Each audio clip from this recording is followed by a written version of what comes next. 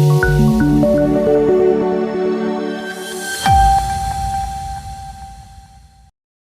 દર્શક મિત્રો, સમાચારની વાત કરવામાં આવે તો પંચમહાલ જિલ્લામાં આગામી મતગણતરીની તૈયારીઓને લઈને જિલ્લા ચૂંટણી અધિકારી અને કલેક્ટરના અધ્યક્ષ સ્થાને કલેક્ટર કચેરી સભાખંડ ખાતે પ્રેસ કોન્ફરન્સ યોજવામાં આવી। પંચમહાલ જિલ્લાની 18 લોકસભા બેઠક ઉપર પોલીસના ચુસ્ત બંદોબસ્ત વચ્ચે 7મી મેના રોજ શાંતિપૂર્ણ વાતાવરણમાં મતદાન પ્રક્રિયા પૂર્ણ કરવામાં આવી હતી। ત્યારે આગામી 4 જૂન 2024ના રોજ મતગણતરી થશે। ત્યારે પંચમહાલ જિલ્લા ચૂંટણી અધિકારી અને કલેક્ટર આશિષ કુમારના અધ્યક્ષસ્થાને મતગણતરીની પૂર્વ તૈયારીઓને લઈને કલેક્ટર કચેરી સભાખંડ ખાતે પ્રેસ કોન્ફરન્સ યોજવામાં આવી હતી, જેમાં જિલ્લા ચૂંટણી અધિકારીએ માહિતી આપતા જણાવ્યું હતું કે 18 પંચમહાલ લોકસભામાં સમાવિષ્ટ 7 વિધાનસભા મત વિસ્તાર મુજબ અલગ અલગ ટેબલ અથવા તો હોલમાં કુલ 155 રાઉન્ડમાં મતગણતરી યોજાશે, જેમાં કુલ 11,16,171 ઈવીએમના મતો અને 15,972 પોસ્ટલ બેલેટની મતગણતરી કરવામાં આવશે। જ્યારે અત્યાર સુધી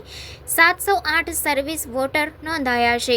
આ પ્રેસ કોન્ફરન્સમાં નાયબ જિલ્લા ચૂંટણી અધિકારી ડોક્ટર પી.કે. ડામોર, નાયબ માહિતી નિયામક પારુલ મણિયાર સહિત ઇલેક્ટ્રોનિક અને પ્રિન્ટ મીડિયાના પ્રતિનિધિઓ ઉપસ્થિત રહ્યા હતા। ચૂંટણી પંચની સૂચનાઓ અને દિશા નિર્દેશો પ્રમાણે 18 પંચમહાલ સંસદીય મત વિસ્તારમાં કાઉન્ટિંગની તૈયારીઓ પૂર્ણ થઈ ગઈ છે।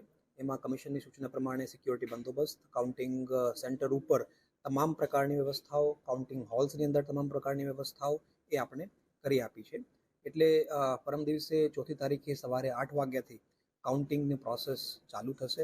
એમાં ઇલેક્ટ્રોનિક વોટિંગ મશીન્સ અને પોસ્ટલ બેલેટ બંનેની કાઉન્ટિંગ 8 વાગ્યા ચાલુ થઈ જશે।